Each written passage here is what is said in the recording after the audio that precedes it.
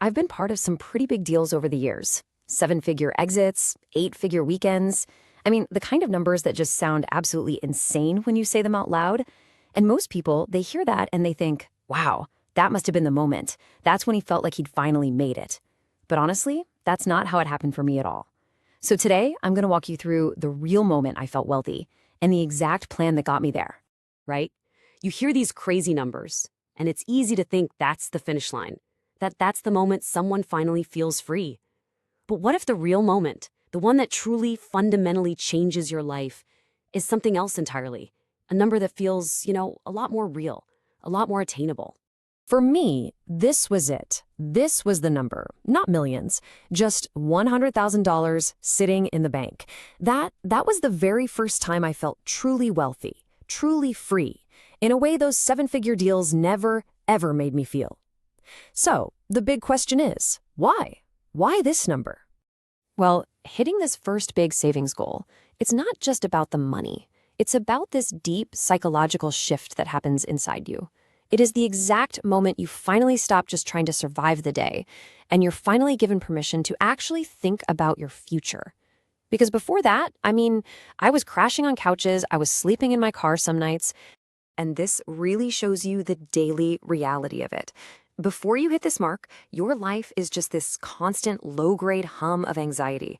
You're the person in the grocery store doing mental maths, trying to figure out if you can afford both eggs and bread. You're stressing about rent every single month. But afterwards, that background noise of fear, it fades away. You can finally lift your head up and look around. And this is the absolute core truth they just don't tell you. Your brain literally can't plan for the long term when it's completely consumed with immediate threats. Basic security isn't a luxury, okay? It's the foundation. It's the launchpad for every single ambitious goal you could ever have. So how do we build that foundation? We start by getting absolutely ruthless. This first phase is all about sealing the leaks in your two most valuable resources, your money and your time. Okay, step one is to get aggressive. And I mean aggressive.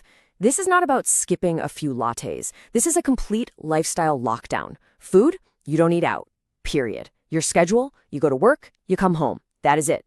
I wear the same 5 t-shirts for 3 straight years. Your wardrobe is whatever you're wearing right now. If you can, live with family. If not, you find multiple roommates. I shared a bedroom with another guy for 2 years. Every single dollar I saved was another dollar I could use to grow. Now for step 2, your time. And let's get one thing straight right now. Your 9-to-5 job is not the problem. Stop blaming it. The real problem, the thing that's actually killing your dreams, is what you do with the hours before and after that job. See, you have these 2 4-hour blocks every single day, the 5 to 9 in the morning and the 5 to 9 at night. These are your golden hours. Right now, you might be wasting them, scrolling, or just zoning out. From this point on, you have to see them as the time you use to build. That's when you get ahead of everyone else. And if you're already working for yourself or you're using those golden hours to build a side business, here's a system to give that time some structure. I call it the 4-4-4. First 4 hours, promotion. Get known. If people don't know you exist, they can't pay you. Second 4 hours, delivery. You serve the clients you have, and you over-deliver always. Third 4 hours, building. This is for the future. You look for new opportunities and you decide what's actually going to move the needle the most. This brings up a really crucial distinction: maker time versus manager time. Maker time is for creating, for building. It needs long, uninterrupted blocks of focus. Manager time, well, that's for calls and emails and meetings. The single biggest mistake people make is trying to do both at the same time. You just can't. You have to keep them separate. Protect your maker time like your life depends on it. Okay, so you've reclaimed your money, you've reclaimed your time. Now what? Now we build the engine. We build a valuable skill that people will actually pay for.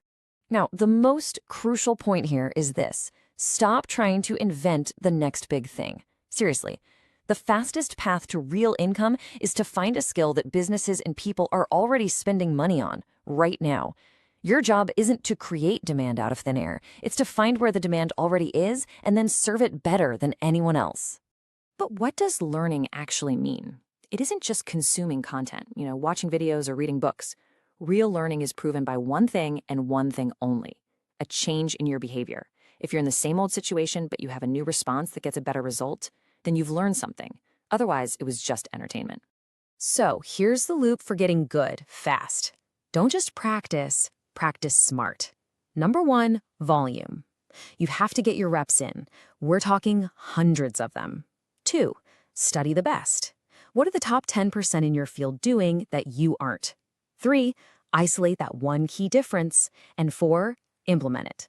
You stop doing what doesn't work and you obsessively do more of what does. Then you repeat the whole cycle again and again. All right, you've got the skill, you're putting in the reps. Now it is time to hit the accelerator. This final phase is all about using the capital you've saved to speed things up and having the fierce discipline to see it all the way through to the finish line. So where does that money you worked so hard to save actually go? Well, it goes into 3 buckets and 3 buckets only. Tools, like software that save you time, help, like coaching or courses that accelerates your learning curve, and experiments, like running some small ads to see what works. You want to be cheap with everything else, but you spend here to get leverage on your time and your learning. This right here, this is the mindset that separates the people who make it from those who don't. As that money starts to come in, the temptation to upgrade your life is going to be huge. You have to resist it. The goal is to be rich, which means owning assets that make you money while you sleep, not just looking rich with fancy liabilities that drain your cash every month. Never, ever forget this. When you're building, every single dollar you keep in the bank, it isn't just profit. It's another brick in your wall of freedom. It's another day, another week, another month that you can survive without being desperate. Delayed gratification, that is the superpower here. And all of these steps, the ruthless cutting, the reclaiming of your time, the skill building, the disciplined spending, every single one of them, they all lead back to this one goal, reaching that first crucial checkpoint that changes the entire game. So what did that $100K actually buy me? It wasn't a car. It wasn't a house. It was time. For me and my partner at the time, it was a 3-year runway. 3 years where we could do absolutely nothing if we had to, and we'd still be okay. It was the complete and total elimination of survival fear. And that's really the ultimate point. The $100K, it's not the final destination. It's the necessary checkpoint. It's kind of like Maslow's pyramid, right? You can't think about self-actualization if you're worried about where you're going to sleep tonight. You simply can't chase your biggest, craziest dreams until you've secured your foundation. Look, I'm sharing this because I remember exactly what it felt like to be on the other side of that number. This is the exact plan that got me through that struggle, and I really hope it can help you do the same. So, looking at all of these steps, there's only one question left. What's your first move?